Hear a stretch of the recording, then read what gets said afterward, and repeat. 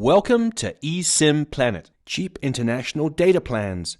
Continue to use your existing cell phone plan. Just scan a QR code to install.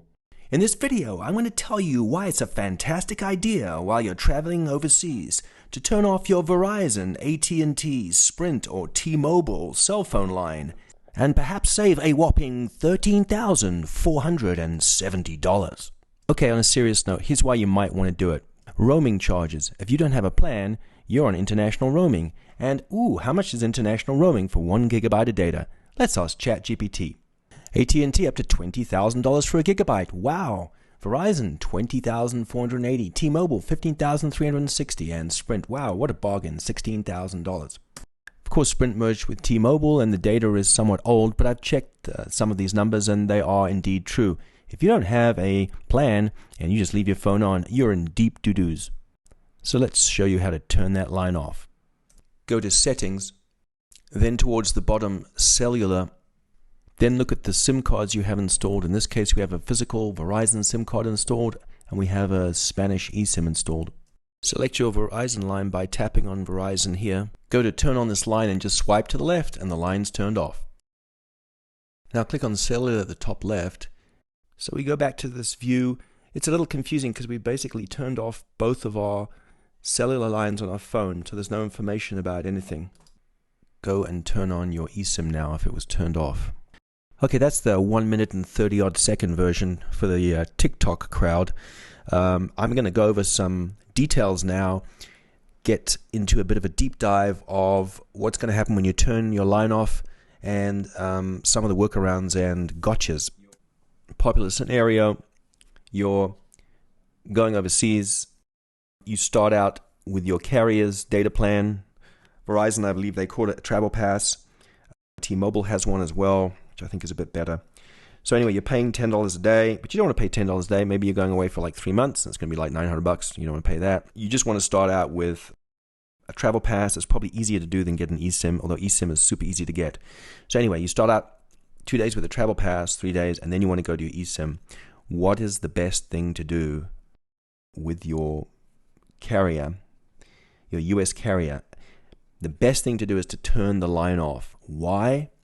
Well, the problem is if you don't turn the line off, even though you may be getting your data from your other eSIM, you may somehow, I don't know, it might go into roaming mode. There could be any number of reasons why it maybe switches back. You turn the wrong switch or something, and you don't want to do that because if you look down here, whoopsie, you'll see they charge quite a bit. It's a whopping $2,000. Yeah, that's $2,000 per gigabyte if you don't have a plan, because they're charging by megabyte. So if you don't have a plan, say you just like took your phone over to Europe and you didn't have any kind of plan, you started, watching videos and all kinds of stuff, yeah, you'd be in serious trouble.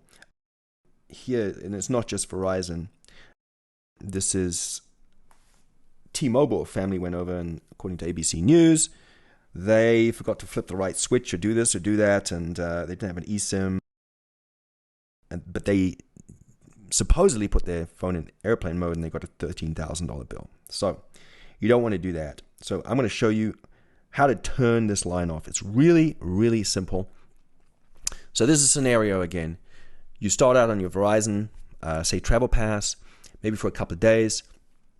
During that time, you're on Wi-Fi. You can do it on your travel pass. You download an eSIM. You install an eSIM, but it's not. Your eSIM is say not active, or maybe it is active. Let's see how to turn you're just going to turn your line, turn it right off. So all you want to do is like iOS on an iPhone. It's super simple. Go into Settings, go into Cellular, and you'll see the Verizon line is still on here. You see cellular data Verizon, because you have a travel pass perhaps. You'll see I have an eSIM installed, but it's not, the line is not turned on, this Spanish eSIM here. So all we want to do is you want to go to Verizon, this thing here, you want to tap on it. So we go back to this view. It's a little confusing because we basically turned off both of our cellular lines on our phone, so there's no information about anything. So now click on the Spanish eSIM line. And we want to turn on the Spanish eSIM line.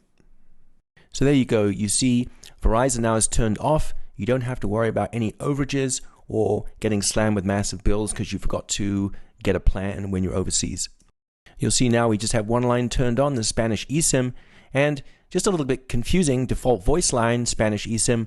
You don't actually have a voice line really, it's a data line.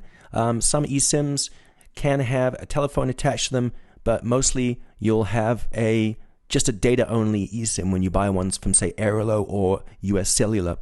And the beauty of this is if you go over, use up all your data, say something happens on the first day and you use a gigabyte or something crazy, then that's it. You just use it up. They're not going to keep on billing you after that. You have to just buy more data.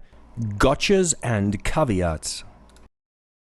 One of the beauties of using these things out in the field is you actually realize some of the caveats of these eSIMs, and there are some caveats, and it's something you probably won't get on Airlo or US Mobile or the other eSIM websites. So let's go into some of the caveats with eSIMs. Okay, so we've turned off our Verizon line. So what are some caveats of this? Obviously, you've turned off your phone line. Nobody can call you on your cell phone anymore using your regular US phone number. What will happen is someone calls you from the US, in Europe, or wherever you are, it just goes straight to voicemail. Also, no one can text you using traditional telephone number to telephone number, SMS texting, as we used to call it in the good old days. And of course, let's not forget, you can't call anybody, as in call, as in dial a certain digit number, depending what country you're in, and call somebody. You can't call to the US, and you can't call any phone number in your country that you're traveling in. When I'm talking about text, I mean SMS, traditional text messages from one telephone to another. On an iPhone, you will, however, be able to use their version of the text message called iMessage. That will work because you have data. On the iPhone, you'll also be able to make calls using audio and video, or audio only, called FaceTime. That's because you'll have data. Of course, there are some caveats using FaceTime, audio, video, and iMessage with your new data eSIM plan, and I'll explain this in a future video. What do you do, first of all, about voicemails? And this, to a larger extent, obviously, the younger you are, perhaps you don't even use your phone number, you just use it to text. A lot of people don't even use that. They use WhatsApp or Facebook Messenger and things like that. So let's see, say you want to just get your voicemails. Now, a voicemail can be accessed. And if you remember doing this years ago, I remember doing this, you just dial your 10-digit mobile number. This is on Verizon, and I assume it's the same on other carriers. And then as soon as you get to the greeting, you hit the hash key, and you enter your voicemail password. Now, do you know what your voicemail password is? I didn't. I luckily wrote it down. Maybe you didn't. Then you're probably SOL. Then you have to call your carrier. Wait a minute, how can I call my carrier if I don't have a phone? I just have data. Well, we'll get on to the second thing. So now you can check your voicemail if you have your password, your voicemail, your PIN. It's like a 4-digit PIN. So how do you call people? Say you're in Spain, say you're in London. Maybe you want to call, maybe you want to get a takeout, you want to call a local shop. Well, good old Skype. I don't know if you remember Skype. It's probably your grandparents used it. They used to call you. Maybe they were, they had an old HP laptop and they would call you with Skype and you'd sit there. And so you simply download the Skype app from the App Store and install it on your phone. And it's like 1 cent a minute, I think, to make a phone call. And then you can make a phone call to any country around the world, including the one that you're in. If you don't want to do Skype, you can also use something like Google Voice, the same kind of thing. The calls are very inexpensive. If you want to communicate with people who don't have an iPhone, you can use WhatsApp. But remember, they'll have to be in your address book on WhatsApp. But some businesses are actually listing a WhatsApp number that you could dial with WhatsApp. You'll be able to text these people on WhatsApp, and also you can make a physical telephone voice call. And there's a plethora of other, they're called VoIP, Voice over Internet Protocol type calling apps that you just download to your phone and you use like a regular telephone. So there you have it. Hope you found this useful and see why it's important to turn that line off and not get a surprise bill when you come back to the good old US of A. There are going to be some eSIM plans now I've seen that come with phone numbers for the country you're in. I'm not sure how many minutes they give you or what other features they have, perhaps voicemail. So that should be useful in the future. Congratulations, you've just saved yourself $13,470. And as my old maths teacher used to say, slap yourself furiously on the back.